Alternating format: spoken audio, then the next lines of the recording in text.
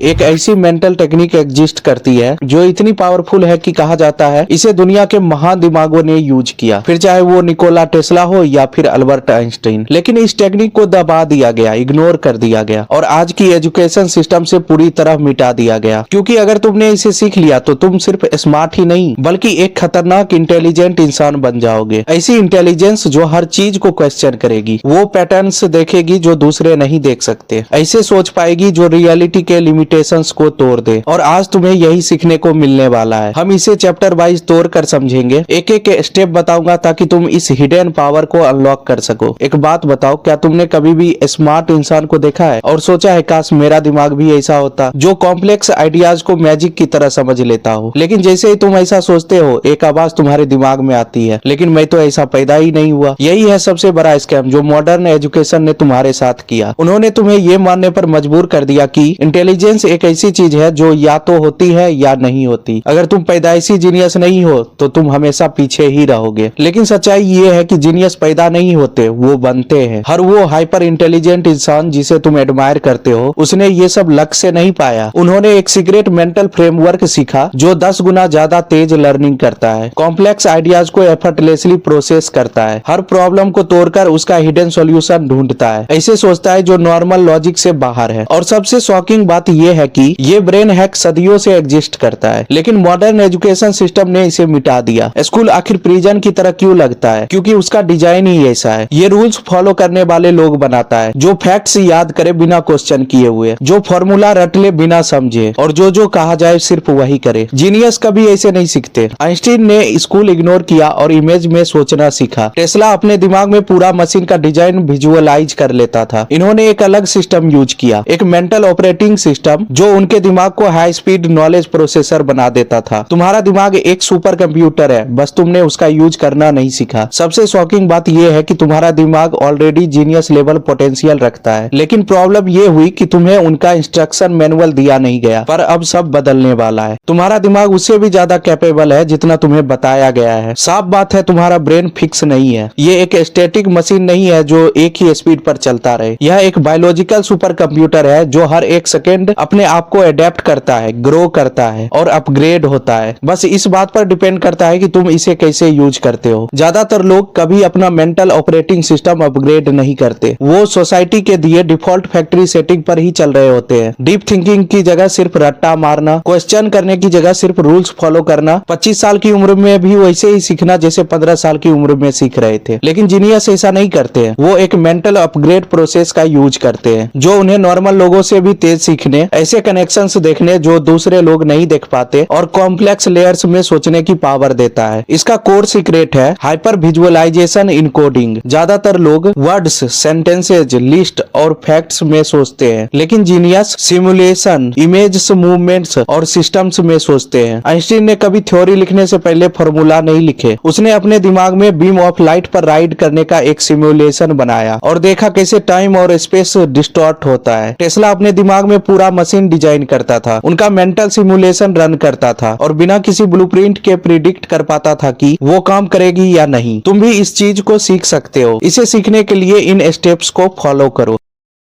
ज्यादातर लोग कुछ नया सीखते हैं तो वो इसे एक टेक्स्ट बुक की तरह प्रोसेस करते हैं। वर्ड्स पढ़ो, उन्हें याद करने की कोशिश करो और बाद में फिर भूल जाओ। लेकिन जीनियस ऐसा नहीं करते हैं। वो हर एक कंसेप्ट को मेंटल मूवी में कन्वर्ट कर देते हैं। हिस्ट्री पढ़ रहे हो तो सिर्फ उसे पढ़ो मत, उसे अपने आंखों के सामने होता हुआ इमेजिन करो। लोगों की आवाज सुनो, माहौल को महसूस करो। प्रॉब्लम सॉल्व कर रहे हो तो एक मेंटल सिमुलेशन रन करो जिसमें तुम हर एक पॉसिबल आउटकम टेस्ट कर सको। अगली बार जब कुछ नया सीखो तो उसे एक मेंटल मूवी में कन्वर्ट करो। पॉज लो, आंखें बंद करो, जब तक वो रियल महसूस ना हो तब तक रिपीट करो। जितना ज्यादा तुम ये प्रैक्टिस करोगे उतना शार्प तुम्हारा थिंकिंग बनेगा।